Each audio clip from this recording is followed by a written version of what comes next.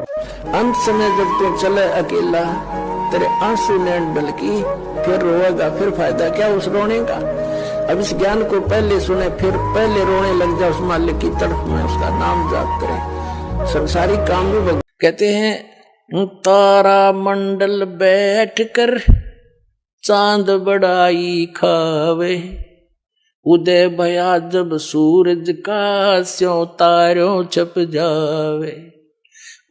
फिर कहते हैं गरीबदास साहिब जी, काल जो पीसे पीस ना, ये जोरा है पनिहार, ये दो असल मजदूर है मेरे सतगुरु के दरबार। इस मिट्टी के महल में मगन भया क्यों मूडे, कर परमेश्वर की बंदगी उस साईं को ढूंढे।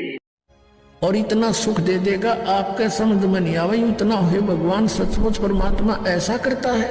हमने सुना था, आप यहाँ होता देखोगे, एक नहीं 100 देखोगे एक के घर में। संत रामपाल जी महाराज जी से जो नाम, पुण्यात्माओं आपके ऊपर मेहर है परमात्मा की।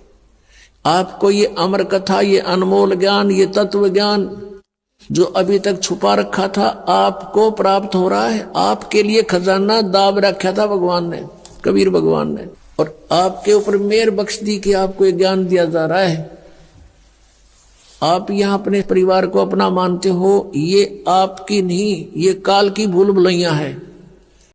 कबीर साहब कहते हैं, कबीर ये माया अटपटी सब गट आने अड़ी, और किस किस ने समझाऊं या कुआ भांग पड़ी। 21 ब्रह्मांड है इस काल के, इन सारा में कुआ, इन सब कुओं में ये भांग डाल रखी है, सब ने यही पी रखी है, और यही ज्ञान ग्रहण है। स्वर्ग प्राप्ति करूंगा, MLA बनूंगा, MP बनूंगा, हरकत बन के फिर देखिए के बनेगा तेरा। तो ये ज्ञान आपने फाइनल मानना पड़ेगा। ये कोई डूम बाट के गीत नहीं है, क्यों किसी कभी सर ने गा दिए 2 रोटी के रोले में, नहीं, ये समर्थ की आई हुई बताए हुए ज्ञान है, ये फाइनल समझ लेना।